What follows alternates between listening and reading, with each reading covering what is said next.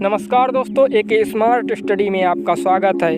दोस्तों, अगर आप कर रहे हैं गवर्नमेंट एग्जाम की तैयारी तो आप सही जगह पर आ चुके हैं।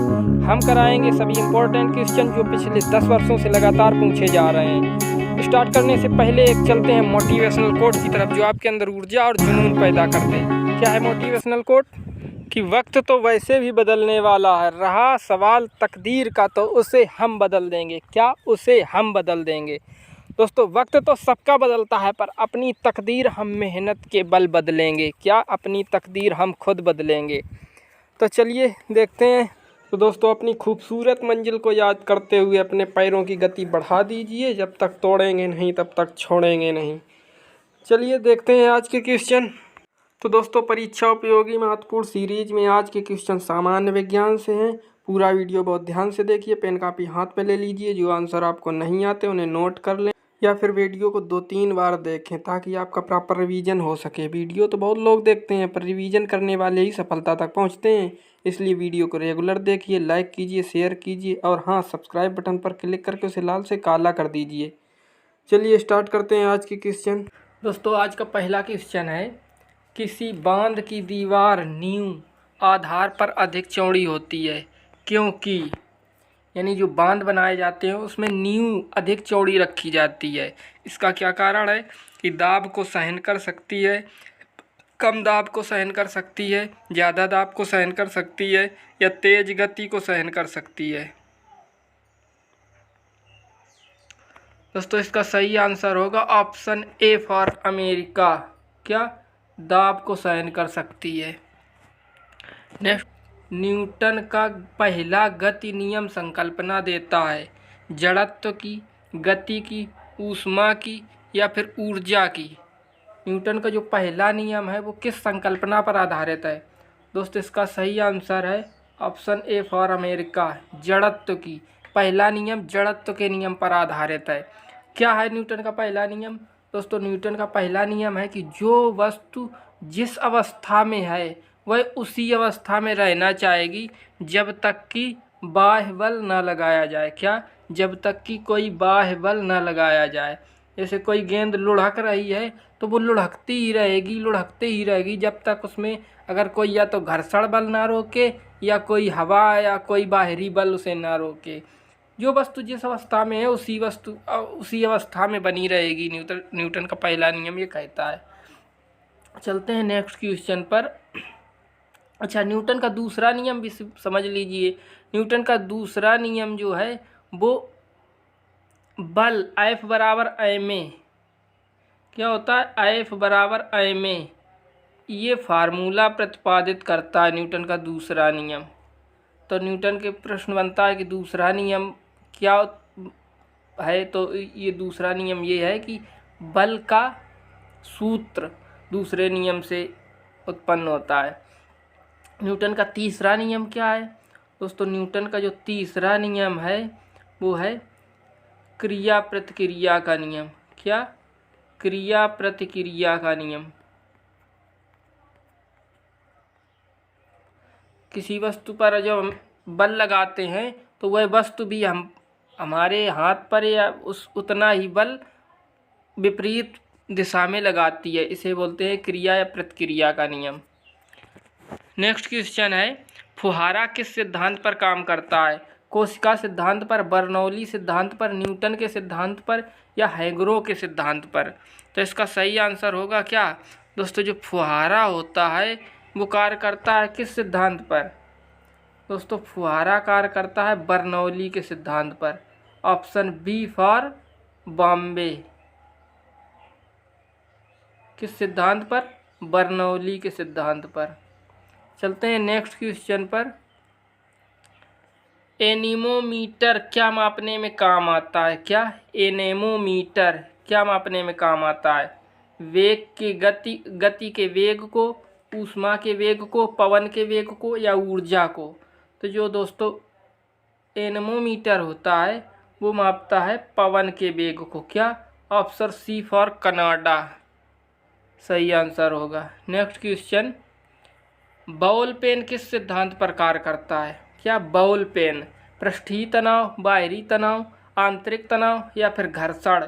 दोस्तों जो बॉल पेन होता है वो कार्य करता है किस सिद्धांत पर? ऑप्शन ए फॉर अमेरिका, पृष्ठ तनाव। क्या होगा? पृष्ठ तनाव। नेक्स्ट क्वेश्चन पर चलते हैं। पानी से निकलने पर शेविंग ब्रश के बाल आपस में चिपक जाते हैं, इसका क्या कारण है? जब पानी से में कोई शेविंग ब्रश डुबोते हैं तो वो जब बाहर निकालते हैं तो ब्रश के सभी बाल आपस में चिपक जाते हैं, ऐसा क्यों है? दोस्तों इसका कारण है क्या? Option B for Bombay. क्या? ऑप्शन बी फॉर बॉम्बे, पृष्ठ तनाव। चलते हैं नेक्स्ट क्वेश्चन पर। तड़ित किसके द्वारा उत्पन्न होता है? क्या? तड़ित किसके द्वारा उत्पन्न होता है? इसका विद्युत विसर्जन, कोणीय संवेग, संवेग या शक्ति के वेग से। तो इसका सही आंसर होगा क्या दोस्तों? ऑप्शन ए फॉर अमेरिका, विद्युत विसर्जन से। चलते हैं नेक्स्ट क्वेश्चन पर। सबसे पहले ग्रह गति नियम का निरूपण किसने किया था? डेविड थॉमसन, जॉस केपलर, हॉकिंस या फिर जॉनसन। तो सबसे पहले ग्रह की गति के नियम जो है वो किसने बताए? इसका सही आंसर होगा क्या दोस्तों? Option B for Bombay. क्या? Option B, Johns Kepler. चलते हैं नेक्स्ट क्वेश्चन पर। वायुयान खड़े लूप में हवाई करतब दिखा सकता है अभिकेंद्र बल के कारण, ऊष्मा वेग के कारण, घर्षण बल के कारण या विद्युत बल के कारण। दोस्तों वायुयान खड़े लूप में हवाई करतब कैसे दिखाता है? इसका सही आंसर होगा क्या? इसका सही आंसर होगा ऑप्शन ए फॉर अमेरिका, अभिकेंद्र बल के कारण। क्या? अभिकेंद्र बल के कारण। चलते हैं नेक्स्ट क्वेश्चन पर। रॉकेट की गति का कौन सा संरक्षण सिद्धांत लागू होता है? संवेग का संरक्षण, वेग का संरक्षण, गति का संरक्षण या फिर अभिकेंद्र। तो रॉकेट जो अपनी गति करता है वो किस सिद्धांत पर करता है? इसका सही आंसर होगा दोस्तों ऑप्शन ए फॉर अमेरिका, संवेग का संरक्षण। क्या? संवेग का संरक्षण। बुढ़ापे और बुढ़ापे से निपटने की अध्ययन शाखा को के रूप में जाना जाता है? जेरोंटोलॉजी, टेराटोलॉजी या ऑन्कोलॉजी या फिर ऑर्निथोलॉजी। दोस्तों बुढ़ापे और बुढ़ापे से निपटने की जो अध्ययन किया जाता है वो किस शाखा के अंदर किया जाता है? इसका सही आंसर होगा दोस्त क्या? इसका सही आंसर होगा ऑप्शन ए फॉर अमेरिका। क्या? जेरोंटोलॉजी। दोस्तों जेरो शब्द इसमें लगा है, याद रखना आप। जरा शब्द ये बुढ़ापे से संबंधित होता है, ये जरा शब्द कई जगह आपको काम में आएगा। चलते हैं नेक्स्ट क्वेश्चन पर कि विद्युत उपकरणों में जो घरेलू विद्युत उपकरण होते हैं उनमें सुरक्षा फ्यूज तार जो उपयोग किया जाता है वो कैसा होता है? प्रतिरोधी या गलनांक या विशिष्ट गुरुत्व या प्रवाहकत्व, कैसा होता है? दोस्त जानते होंगे आप कि जो फ्यूज तार उपयोग किया जाता है वो कैसा उपयोग किया जाता है? गलनांक। कैसा? जिसका गलनांक निम्न होता है, जल्दी गल जाए। उच्च प्रतिरोध होता है और निम्न गलनांक होता है। चलते हैं नेक्स्ट क्वेश्चन पर। गैल्वेनीकरण की प्रक्रिया में लोहे पर क्या जमा किया जाता है? टिन, जिंक, तांबा या फिर एल्युमिनियम। दोस्तों गैल्वेनीकरण प्रक्रिया क्या होती है? जानते होंगे कि जो गैल्वेनीकरण प्रक्रिया होती है इसमें एक धातु पर उसके संक्षारण से बचाने के लिए दूसरी धातु की परत चढ़ाई जाती है। तो लोहे के ऊपर क्या चढ़ाया जाता है ये पूछा जा रहा है। दोस्तों लोहे के ऊपर चढ़ाया जाता है जिंक की परत। किसकी? Zinc. Option B for Bombay. चलते हैं नेक्स्ट क्वेश्चन पर। मानव शरीर के इस अंग को सेल के पावर हाउस के रूप में जाना जाता है, इसे दिए गए विकल्पों में से नाम दें। यानी किसे पावर हाउस के नाम से जाना जाता है? सेल का वह कौन सा अंग है? गोल्गी निकायों, माइटोकॉन्ड्रिया, लाइसोसोम या फिर क्लोरोप्लास्ट। दोस्तों पावर हाउस के नाम से जो जाना जाता है वो जाना जाता है कौन? दोस्तों पावर हाउस के नाम से जाना जाता है माइटोकॉन्ड्रिया। कौन? Mitochondria. Option B for Bombay. चलते हैं नेक्स्ट क्वेश्चन पर। निम्नलिखित यौगिकों में से जो विद्युत का संचालन करेगा वह है CCl4, HCl, CaCl2 या फिर CH3Cl। दोस्तों जो विद्युत का संचालन करेगा इन यौगिकों में से कौन सा यौगिक है? वह है ऑप्शन डी फॉर डेनमार्क, यानी CH3Cl। क्या? CH3Cl। नेक्स्ट क्वेश्चन है, जस्ती लोहे की चादरों की एक कोटिंग होती है लेड, क्रोमियम, जिंक या फिर टिन। दोस्तों बता सकते हैं आप कि जो जस्ती लोहे की चादरें होती हैं उनमें ऊपरी कोटिंग किसकी होती है, तो वो होती है किसकी, ऑप्शन सी फॉर कनाडा यानी जिंक की। किसकी। चलते हैं नेक्स्ट क्वेश्चन पर। वृक्ष की अनुमानित आयु का पता लगाया जा सकता है ऊंचाई को नापकर, व्यास को नापकर, या फिर मुख्य तने की वार्षिक वलयों को गिनकर, या शाखाओं में पाए जाने वाले वार्षिक वलयों को गिनकर। दोस्तों इसका सही आंसर होगा क्या, ऑप्शन सी फॉर कनाडा यानी मुख्य तने की स्थिर वार्षिक वलयों को गिनकर। क्या, ऑप्शन सी फॉर कनाडा। दोस्तों जो वृक्ष होते हैं उनकी आयु का पता इस विधि से लगाया जा सकता है, उसके मुख्य तने की वलयों को गिन करके। चलते हैं नेक्स्ट क्वेश्चन पर। साइनोकोबालामिन है, साइनोकोबालामिन क्या है, vitamin C, vitamin B2, vitamin B6, vitamin B12। दोस्तों जो साइनोकोबालामिन पाया जाता है वो पाया जाता है किसमें, ऑप्शन डी फॉर डेनमार्क यानी विटामिन B12 में। चलते हैं नेक्स्ट क्वेश्चन पर। तो नेक्स्ट क्वेश्चन है, भोजन में पौधों का परिवहन किसके माध्यम से होता है। क्या, भोजन में पौधों में भोजन का परिवहन किसके माध्यम से होता है। क्या, पौधों में भोजन का परिवहन किसके माध्यम से होता है, जाइलम, फ्लोएम, साथी कोशिकाएं या फिर ट्रेकिडस। क्या, ट्रेकिडस। दोस्तों जो पौधों में भोजन का परिवहन होता है वो होता है किससे, ऑप्शन बी फॉर बॉम्बे यानी फ्लोएम से। किससे, फ्लोएम से। दोस्तों बता दें कि पौधों में जल का परिवहन जो होता है वो जाइलम से होता है। किससे, जाइलम से। चलते हैं नेक्स्ट क्वेश्चन में। नाइट्रिफिकेशन अभिसरण की जैविक प्रक्रिया है, नाइट्रेट में N2, नाइट्राइट में N2, या नाइट्राइट में अमोनिया, या फिर N2 में अमोनिया। दोस्तों नाइट्रिफिकेशन अभिकरण की जो जैविक प्रक्रिया है वह है कौन सी, नाइट्राइट में ammonia, option C for Canada.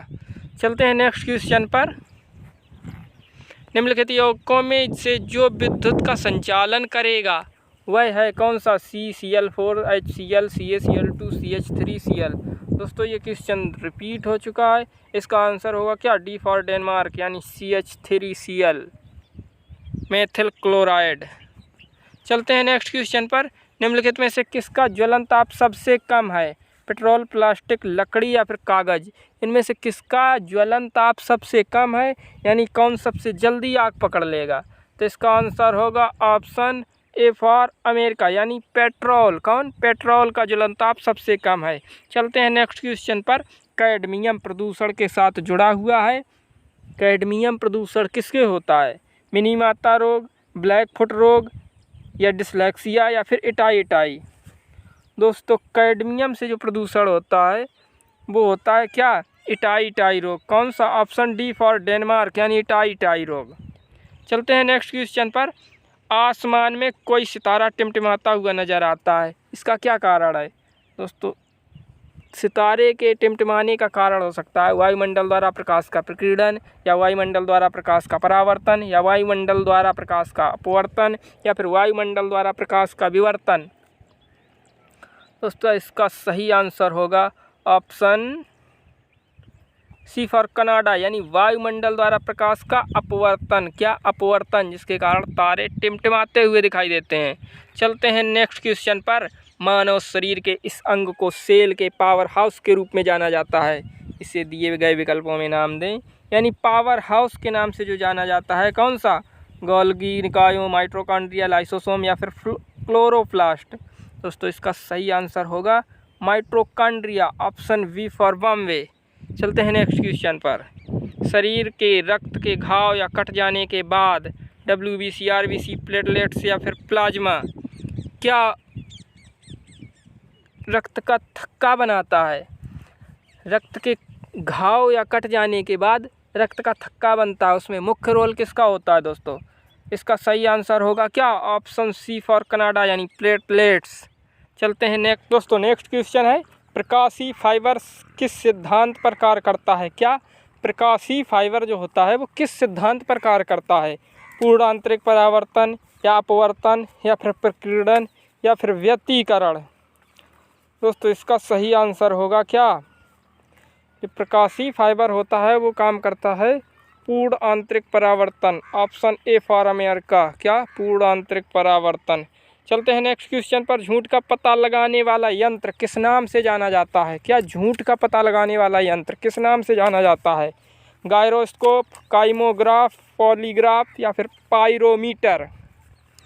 जो झूठ का पता लगाने वाला यंत्र होता है उसे कहते हैं क्या, ऑप्शन सी फॉर कनाडा, क्या पॉलीग्राफ। पॉलीग्राफ को झूठ का पता लगाने वाला यंत्र है। चलते हैं नेक्स्ट क्वेश्चन पर। भारत में मिशन इंद्रधनुष अभियान संबंधित है किससे। जो इंद्रधनुष अभियान चलाया गया है वो किससे संबंधित है। अंधापन निवारण से, बच्चों के टीकाकरण से, गर्भवती महिलाओं के पोषण से या फिर मधुमेह के प्रति जागरूकता से।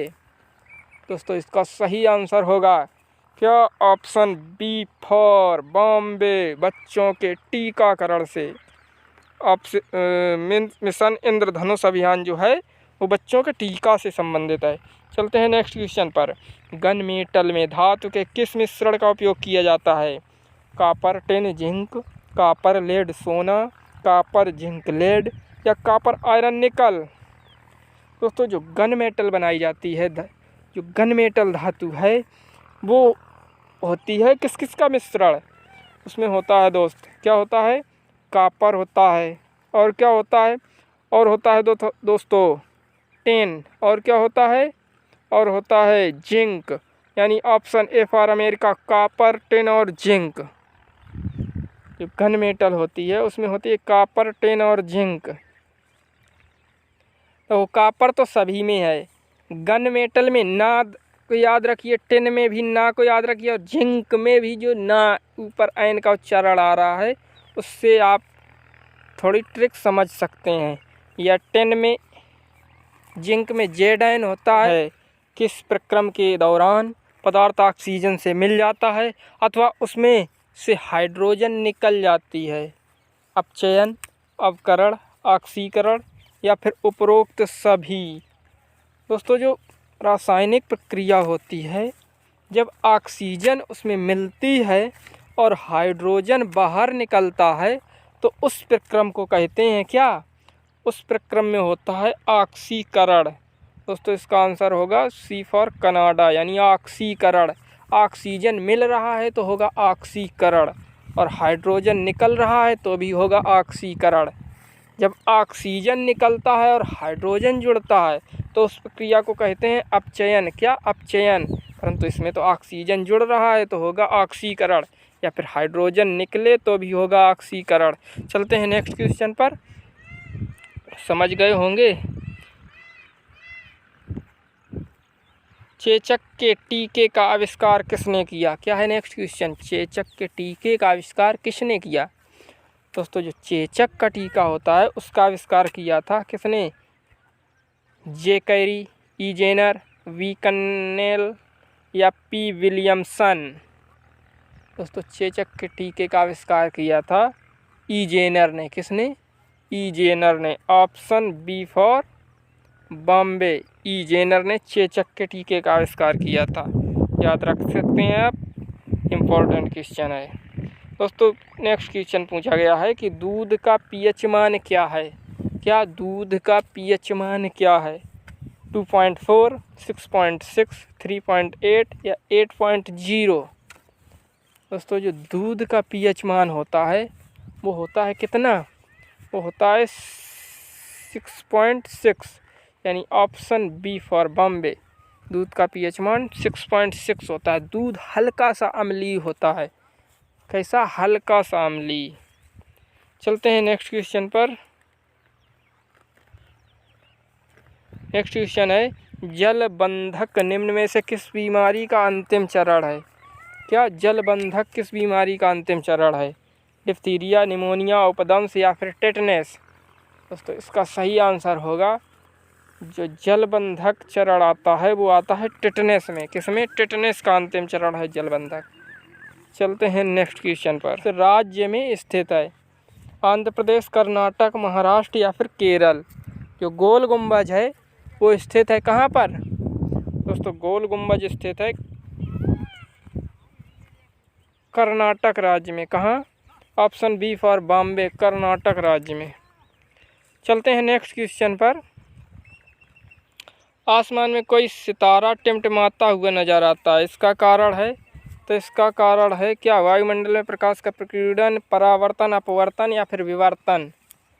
दोस्तों आसमान में जो सितारा टिमटिमाता हुआ नजर आता है उसका कारण है वायुमंडल द्वारा प्रकाश का अपवर्तन। क्या? अपवर्तन।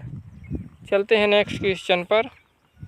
जीन है यकृत का एक भाग, आरएनए का एक भाग, क्रोमोसोम का एक भाग या फिर डीएनए का एक भाग। जीन जो पाया जाता है वो किसका पार्ट है दोस्तों? जीन है किसका? ऑप्शन डी फॉर डेनमार्क, यानी डीएनए का पार्ट। डीएनए को